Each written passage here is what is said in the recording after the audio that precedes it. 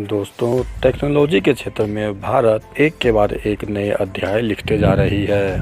चाहे वो 5G को लेकर हो या फिर रोबोटिक्स के दुनिया में, चाहे वो मेडिकल साइंस में हो या फिर और भी किसी क्षेत्र में, एक के बाद एक भारत नए अध्याय को लिखते जा रही है टेक्नोलॉजी के माध्यम से। इसी कड़ी में एक और अध्याय लिखने के लिए भारत ने वो कर दिखाया है जो अभी तक कोई भी देश नहीं कर पाया। दोस्तों, भारत उपग्रह संचार के लिए स्पेक्ट्रम की नीलामी करने वाला पहला देश होगा।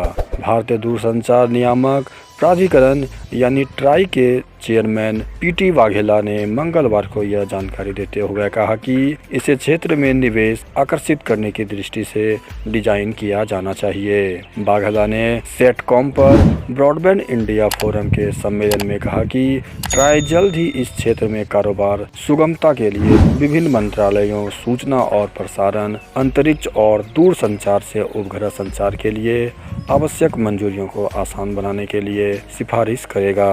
वाघेला ने कहा कि मुझे लगता है कि भारत अंतरिक्ष आधारित स्पेक्ट्रम की नीलामी करने वाला पहला देश होगा। हम इस पर काम कर रहे हैं। वाघेला ने यह भी कहा कि लेकिन इससे इस क्षेत्र को नुकसान नहीं पहुंचना चाहिए। यह बहुत महत्वपूर्ण है। दोस्तों, अंतरिक्ष से सैटेलाइट के थ्रू इंटरनेट प्रोवाइड करने की बात हो या फिर ब्रॉडबैंड की स्पीड और टेक्नोलॉजी बढ़ाने की, भारत में एक के बाद एक अलग अलग टेक्नोलॉजी को अपनाने में भारत सबसे आगे रहा है। यही कारण है कि भारत में स्पेक्ट्रम की नीलामी अब सैटेलाइट से इंटरनेट प्रोवाइड करने की भी कोशिश की जा रही है। अगर स्पेक्ट्रम की नीलामी शुरू हो जाएगी तो इस क्षेत्र में नुकसान को भी मद्देनजर रखते हुए प्रयोग किया जाएगा। लेकिन कि अगर सैटेलाइट बेस्ड स्पेक्ट्रम नीलामी नहीं होगी तो कंपनियां प्रतिस्पर्धा के कारण जल्दबाजी में नुकसान के आकलन के बिना ही कंपनी चालू कर दी गई। इसी को मद्देनजर रखते हुए